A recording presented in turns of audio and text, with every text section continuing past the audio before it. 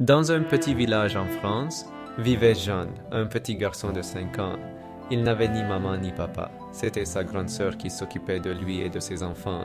Chaque jour, Jean avait faim. Son petit ventre faisait du bruit, mais il n'y avait rien à manger. Sa sœur partageait un petit morceau de pain avec ses enfants, mais pour Jean, il ne restait rien. Jean voyait les autres enfants manger des bonbons et du pain chaud. Mais lui, il marchait pieds nus dans le froid, le ventre vide. Il rêvait d'un bon repas, mais les rêves ne remplissent pas l'estomac. Un soir, Jean était assis près du feu, mais il faisait encore froid. Ses petits-neveux pleuraient de faim.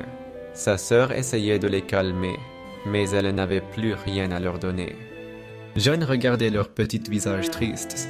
Son cœur se serra. Il ne pouvait plus supporter ça. Il pensa alors à la boulangerie du village. Il pouvait sentir l'odeur du pain chaud.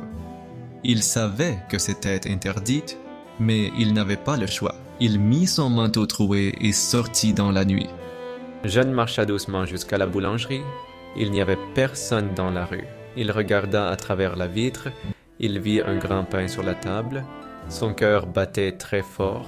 Il tendit la main, attrapa le pain et courut, mais le boulanger le vit et cria « Au voleur! Attrapez-le » Jean courait aussi vite qu'il pouvait, mais la rue était glissante. Il tomba sur le sol froid. Avant qu'il ne puisse se relever, une main forte l'attrapa. Je voulais juste un peu de pain. Mais personne ne l'écouta. À la police, personne ne demanda à Jean pourquoi il avait volé. Personne ne lui demanda s'il avait faim. 5 ans de prison, dit le juge.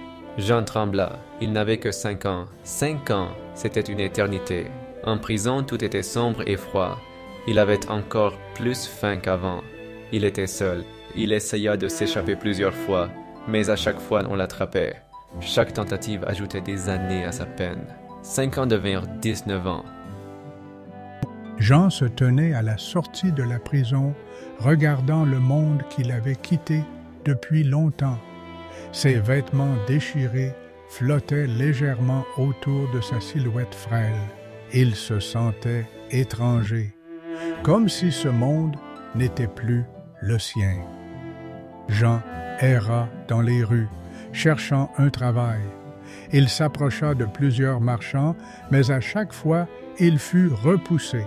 Les regards pleins de méfiance et de jugement le suivaient partout. « Je suis prêt à travailler dur, » disait-il, mais personne ne voulait lui donner une chance. Fatigué et affamé, Jean marcha jusqu'à ce que ses jambes ne puissent plus le porter. Il s'arrêta devant une maison où une lumière vacillante perçait l'obscurité. L'espoir naquit timidement dans son cœur alors qu'il levait la main pour frapper à la porte. L'homme s'appelait l'évêque. Jean entra, étonné que quelqu'un veuille bien l'accueillir. « Entre, il fait trop froid dehors, » dit doucement l'évêque, lui tendant une assiette de pain chaud. Jean mangeait avec reconnaissance, les larmes aux yeux. Durant la nuit, Jean se réveilla, les yeux fixés sur les chandeliers en argent. La tentation était grande. S'il les prenait, il pourrait enfin manger à sa faim. Il hésita, puis les emporta, espérant vendre ses trésors.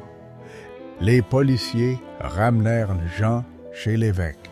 « Cet homme a volé vos chandeliers, » dirent-ils. Mais l'évêque sourit paisiblement. « Non, je les lui ai donnés, » répondit-il, ajoutant 2 autres chandeliers à son cadeau. Jean resta sans voix, ému par tant de bonté. Ce jour-là, il comprit que la gentillesse pouvait exister même dans un monde dur. Jean avançait lentement, ses pieds nus sentant chaque pierre du chemin. Le ciel était d'un bleu éclatant, mais son esprit était alourdi par le souvenir des paroles de l'évêque. Malgré tout, une lueur d'espoir persistait dans son cœur.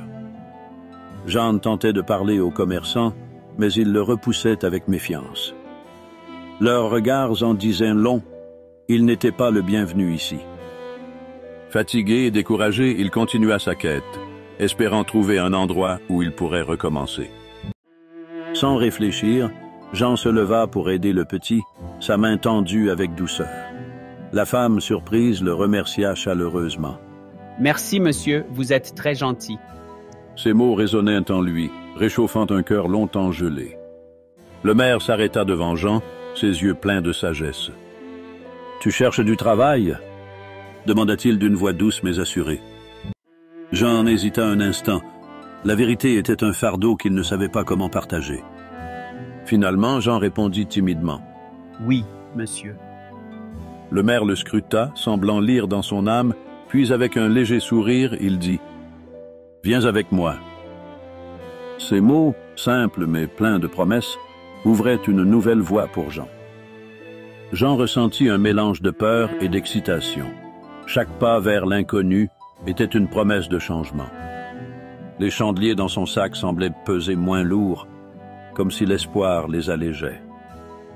Pour la première fois depuis longtemps, il osa croire en un avenir meilleur.